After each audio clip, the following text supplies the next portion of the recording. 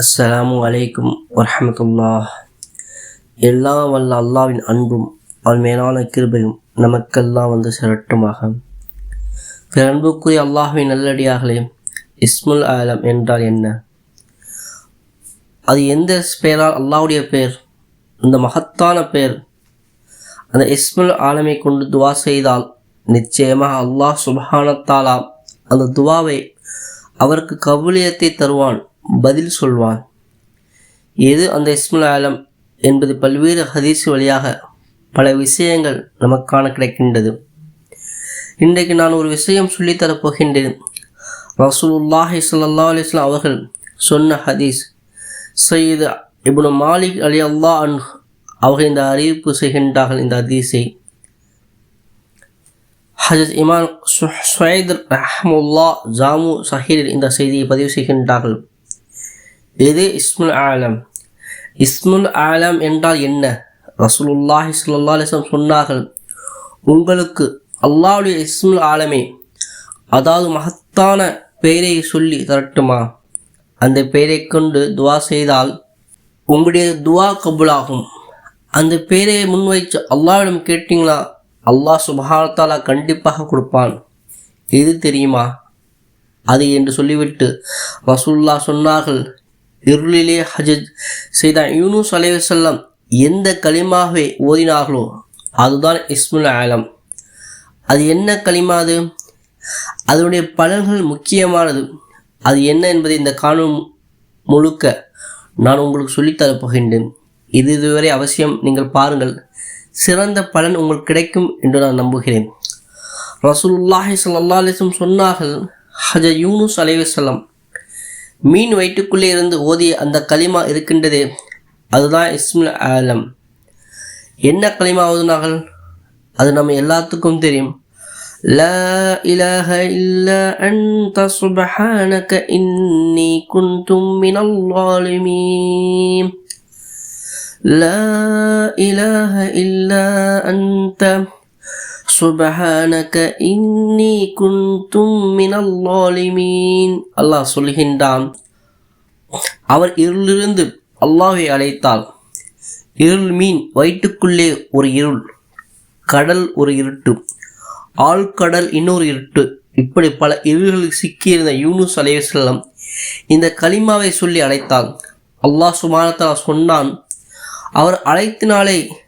அவர் அழைத்ததினாலே தொடர்ச்சியாக அந்த கலிமாவை சொல்லி அல்லாஹ் எடுத்து துவா செய்ததினாலே அவருக்கு அந்த கலிமா, அவருக்கு நாம் அந்த மீன் வயிற்றிலிருந்து விடுதலை கொடுத்தோம். இப்போ இதுதான் இஸ்முல் ஆலம். இதை சொல்லி அல்லாஹ் துவா செய்யும் பொழுது நிச்சயமாக அல்லாஹு தஆலா கபூல் செய்வான் என்று பெருமானார் ஸல்லல்லாஹு அலைஹி வஸல்லம் அவர் சொன்னார்கள். இப்போ சஹாபாக்கள் ஒருத்தவங்க கேட்டாங்க, யா ரசூலல்லாஹ், இந்த யூனுஸ் அலைஹிஸ்ஸலாமுக்கு மட்டும் குறிப்பிடப்பட்டதா அல்லது மூமின்கள் எல்லாத்துக்கும் பொதுவானதா? எல்லாருமே இந்த கலிமாவை சொல்லி துவா செய்தால் கபூல் ஆகுமா அல்லது யூனுஸ் அலைஹிஸ்ஸலாமுக்கு மட்டும்தான் அப்படின்னு கேட்டாங்க.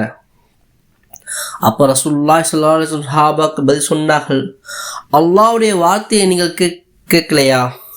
அல்லாஹ் சொல்றானே, அவருக்கு ஏற்பட்டிருந்த கவலை, சோகம், அயற்சி, அதிலிருந்து அந்த கலிமா சொன்னதினாலே அவரை நாம் பாதுகாத்தோம், காப்பாற்றினோம், விடுதலை செய்தோம்.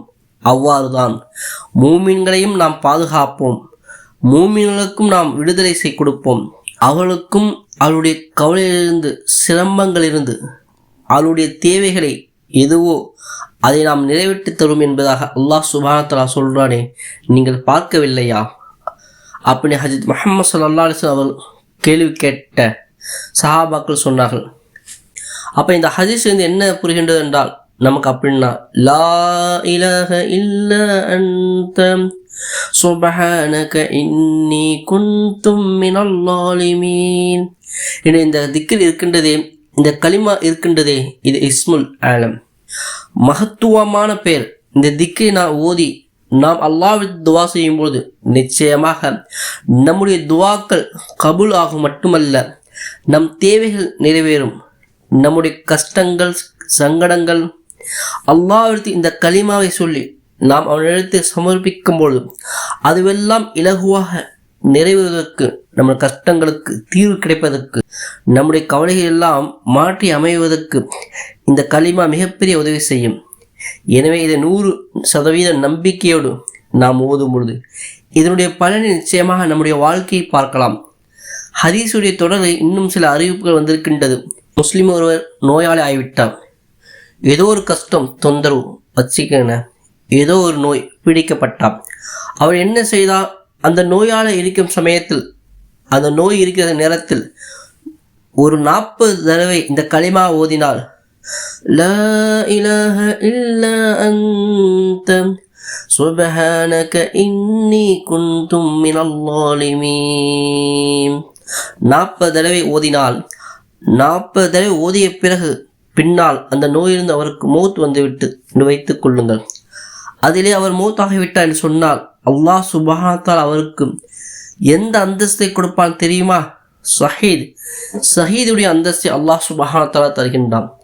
ஷஹீதுடைய நன்மை என்னவோ, அல்லாஹ்வின் பாதையில் ஒரு போரிட்டு வீர மரணம் அடைந்தால் அவருக்கு எவ்வளவு பெரிய கூலியை, எவ்வளவு பெரிய சவாபை அல்லாஹ் சுப்ஹானஹு வ தஆலா தருவானோ, அதை இந்த லா இலாஹ இல்லா அன்த சுப்ஹானக இன்னி குன்தும் மினல் ஸாலிமீன் என்ற இந்த திக்ரை ஓதி அதற்கு பின்னால் மரணித்தவர்கள் அந்த பாக்கியத்தை தருகின்றார் என்று பெருமானார் ஸல்லல்லாஹு அலைஹி வஸல்லம் சொன்னார்கள். அப்போ கவனமாக இருக்க வேண்டும். எந்த நோயிலும் நாம் படுத்தாவிட்டாலும் நாம் மறந்துவிடக்கூடாது. இந்த களிமாவை ஒரு 40 முறை ஓதிக்கொள்ள வேண்டும். நமக்கு தெரியாது எப்பொழுது நம்மை மரணம் வந்தடைய போகிறது. இந்த நோய் தான் நமக்கான மௌத்துடைய வாசலாக இருக்கும் பட்சத்தில் நாம் இந்த களிமா ஓதிவிட்டால் அதன் மூலமாக சிறந்த மரணத்தை, அதில் அந்த மரணத்தில் கிடைக்கக்கூடிய நன்மை, ஷஹீதுடைய நன்மையை பெற்றுக்கொள்ளலாம் என்று இந்த ஹதீஸ் நமக்கு வலியுறுத்துகின்றது. ஆக அதே மாதிரி ரசூலுல்லாஹி ஸல்லல்லாஹு அலைஹி வஸல்லம் சொன்னார்கள், அதே நோய் அவருக்கு மரணம் இல்லை வச்சுக்கங்க, அவர் வெறும் நோய் வந்திருக்கின்றது. அப்போ அவர் ஓதியிருந்தார், 40 தடவை ஓதியிருந்தார் என்று சொன்னால் அவர் அதிலிருந்து விடைபெற்று அந்த நோயிலிருந்து தெளிவாக வெளியே வந்து விட்டால் அல்லாஹ் சுப்ஹானஹு வ தஆலா அவருடைய பாவத்தை எல்லாம் அழித்து விடுகின்றான். அல்லாஹ் அக்பர். அப்போ 2 பக்கம் போனாலும் நன்மை. இந்த நோயாளியாக இருந்தவர் அதை ஓதி மரணித்து விட்டாலும் ஷஹீதுடைய நன்மை, மரணிக்கவில்லை அல்லாஹ் சுப்ஹானஹு வ தஆலா ஷிஃபாவை தந்து விட்டான் என்றால் அந்த ஷிஃபாக்கு பிறகு அல்லாஹ் சுப்ஹானஹு வ தஆலா அவருக்கு கொடுக்கக்கூடிய பாக்கியம் என்னன்னா, அல்லாஹ் சுப்ஹானஹு வ தஆலா அவர் செய்த பாவத்தை எல்லாம் இந்த 40 தடவை இந்த லா இலாஹ இல்லா அன்த சுப்ஹானக இன்னி குன்து மினல் ஸாலிமீன் ஓதியனாலே மன்னிக்கின்றான். அவரை கழுகுகிறான், சுத்தப்படுத்துகின்றான், பாவத்தை விட்டு நீக்கி விடுகின்றான். அல்லாஹ் சுப்ஹானஹு வ தஆலா அவரை மாற்றி விடுகின்றான் என்று பெருமானார் ஸல்லல்லாஹு அலைஹி வஸல்லம் சொன்னார்கள். எனவே இந்த களிமாவை ஓதினால் எவ்வளவு பெரிய பலன்கள் எல்லாம் இருக்கின்றது என்று பாருங்கள். இந்த களிமாவை ஓதி துவா செய்து அல்லாஹ் சுப்ஹானஹு வ தஆலா துவா கபூல் செய்கின்றான். இதுதான் இஸ்முல் ஆலம்.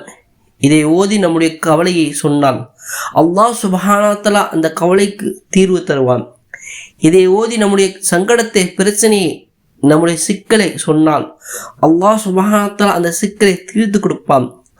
அதோடு மட்டுமல்ல, நாம் ஏதாவது நோய்வாய்ப்பட்டு விட்டால் இதை அந்த நோய் படுக்கையில் இருந்த 40 முறை ஓதிவிட்டால் போதுமானது. அந்த நோயின் முடிவு நம்முடைய மரணத்தின் வாசலாக இருந்தால் அந்த மரணத்துக்கு ஷஹீதுடைய நன்மை அல்லாஹ் சுப்ஹானஹு வ தஆலா தந்து விடுகின்றான். இல்லை, மரணம் எல்லாம் இல்லை, நிவாரணத்தை அல்லாஹ் சுப்ஹானஹு வ தஆலா தந்து விடுகிறான் என்று வைத்துக்கொள்வோம். அந்த நிவாரணத்துக்கு பிறகு அவருடைய வாழ்க்கையில் அவர் புனித மனிதராக நுழைகின்றார்.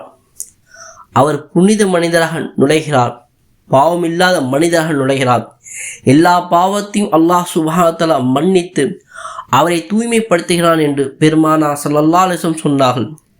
எவ்வளவு பாக்கியமான ஒரு களிமா இது! இதை அவசியம் மனனமிட்டு நம்முடைய வாழ்க்கையில் ஓதி வருவோம். அல்லாஹ் சுப்ஹானஹு வ தஆலா தௌஃபீக் செய்வானாக. உங்களுக்கும் எனக்கும் எல்லா மக்களுக்கும் தௌஃபீக் செய்வானாக. வாஹிதவானா அல்ஹம்துலில்லாஹி ரப்பில் ஆலமீன்.